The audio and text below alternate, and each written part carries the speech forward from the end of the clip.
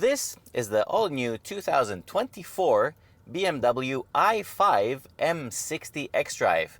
And because the I is in front of the model inscription, you can understand that this is a fully electric vehicle. You can have the new 5 Series also in a petrol version and a hybrid, so this is not an EV exclusive platform, which has a few drawbacks, but don't get put off yet, because the single biggest problem with this i5 is that I don't have $113,000 for it.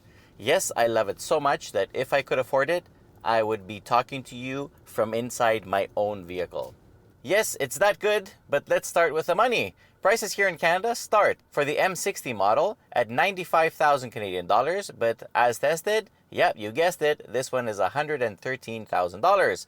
For that, you get an 84.3 kilowatt hour battery with a usable capacity of 81.2 kilowatt hours. You get 593 horsepower and 586 pound-feet of torque, and of course the xDrive all-wheel drive system for crazy launches. So we have sport mode, and then there's a little paddle here that says boost, and when you do that, 0 to 100 kilometers an hour comes in 3.8 seconds. Oh my god.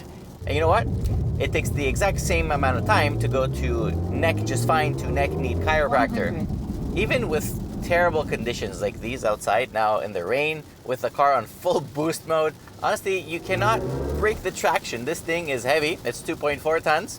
With the help of the xDrive system, honestly, it is just mental. It goes super fast, and it's like, listen to those iconic sounds. It's so stupid that I love it. I absolutely love it. It is impressive that something so big and heavy leaps forward with such speed. With a boost mode enabled, you get over 600 horsepower and over 600 pound-feet of torque for 10 seconds. So it goes all out. Now the guy that spec'd this car, shout out to JF, is a very smart guy because he checked that box where it says adaptive M suspension with active roll stabilization. Now that comes with the integral steering and the four-wheel cornering, so it does steer, not four-wheel cornering, four-wheel steering. So very good tick, very worth the $4,000, because what that system does, apart from transforming this car from as comfortable as a 7 Series to as sporty as an M5, basically what it does, it has a hydraulic coupling on the anti-roll bar, so when you're in comfort mode and you're going straight, so the car doesn't need to do the anti-squat technology of anti-roll bars, if one side gets bumped, then it means it leaves the other side completely unaffected. And that kind of reduces the side-to-side motion, especially in these big and heavy electric vehicles. Honestly, this suspension works so well because it doesn't matter if the road is as smooth as a pickup line or if it's as rocky as Justin Trudeau's future. It just makes this car such a fantastic rolling machine. And because it's also super well built and the chassis is so, like, the torsional rigidity is just dumb. Once again, BMWs lately are fantastic in that area. It's just, it feels like you're driving one big piece of stellar machinery. I really like this car. And in sport mode, the wheel also gets a little bit heavier, so I'm not gonna say it communicates much, but it feels good. The wheel itself is fantastic. Grip on it with your hands is really nice, but you know what? It makes this car freaking craziness. It's so much fun. The one thing I don't like about it is that I haven't found a way to disable the DSC. So traction control seems to be always on, and I seem to be completely powerless in changing that. In sport mode, once again, it all tightens up and the chassis is ready to put up with the power, which comes on as instantly as the Cinnabon smell hits you when you enter a subway station. Honestly, it's just dumb. You press the boost and then you go for it. Oh my god! You're shoved into this excellent seat, actually, with so much brute force that I can't even explain. The seat is actually really nice. Supports the body perfectly. It holds you in place. But the brute force! Oh my god! Wow. It's just, I can't think of anything other than wow to say. And it's just it's not the power. I mean, we've driven cars that are this powerful before, but it's the way this power comes on and it doesn't stop. Holy mother of pearl! This car is amazing. Amazing! Other than it's not as playful as an M5 because you can't kill the traction control, but it lets you move a little bit, but just a little bit. There's almost no lean. The grip limits can make your face look like you have temporarily Bell's palsy, but coming out of the corners, you will look like you just won the lottery. The i5 is not only blazing quick and comfy, it's also extremely well built and very good looking, especially compared to some other stuff that BMW has been introducing recently. Inside, the dash is almost identical to the 7 Series, which means the quality is beyond criticism, and the fit and finish is as tight as certain people with money. There's absolutely no soundtrack from inside except from what is playing through the jaw-dropping BMW sound system. That stands for Bowers and Wilkins, of course. The technology is also incredible. This one is equipped with all the better driving assistance, so it has like the Driving Assistant Pro stuff. So on the highway, it can drive by itself, no hands necessary. The cameras are perfect. The parking assistant works really well, actually works wonders. And of course, you get all the usual features like an excellent iDrive system, which supports wireless Apple CarPlay and Android Auto. You get a digital key, the instrument cluster is perfect.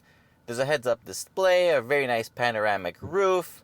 Everything is heated, front and back. The front seats are also ventilated. And you get a door that sounds like a safe when you shut it. Roominess up front is great. You get tons of room. Roominess in the back is also very good for 3 adults. No issues, legroom, headroom, everything is fantastic. And this one, despite having some battery intrusion into the trunk still is a very good capacity at 490 liters. Now let's talk a little bit about charging, as this one can go as high as 205 kilowatts at a level 3 charger. And at a level 2, it can go all the way up to 22 kilowatts, which is pretty good.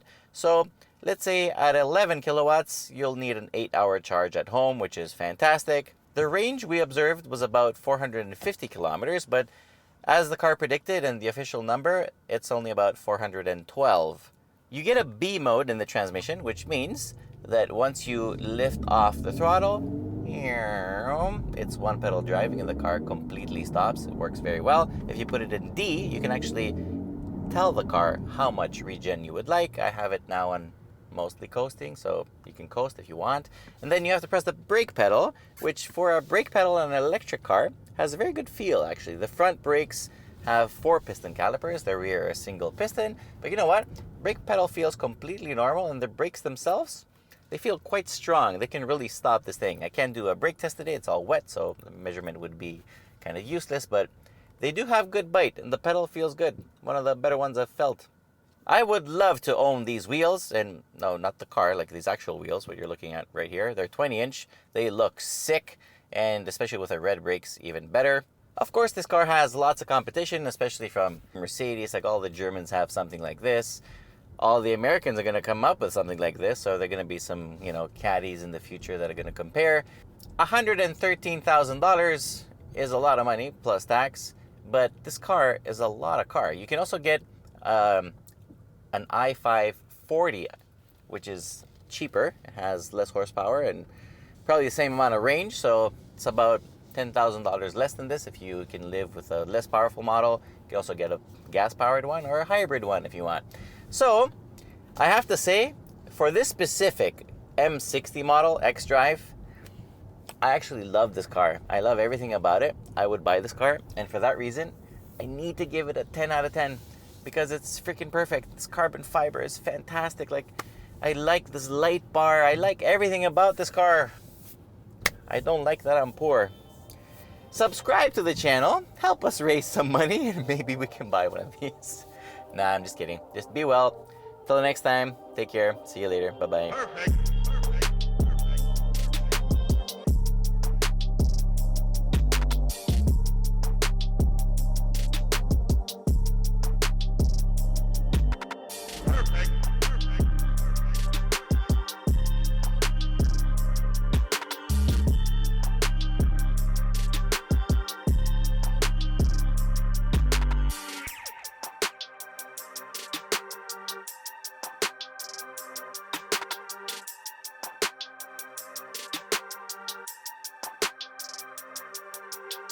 perfect.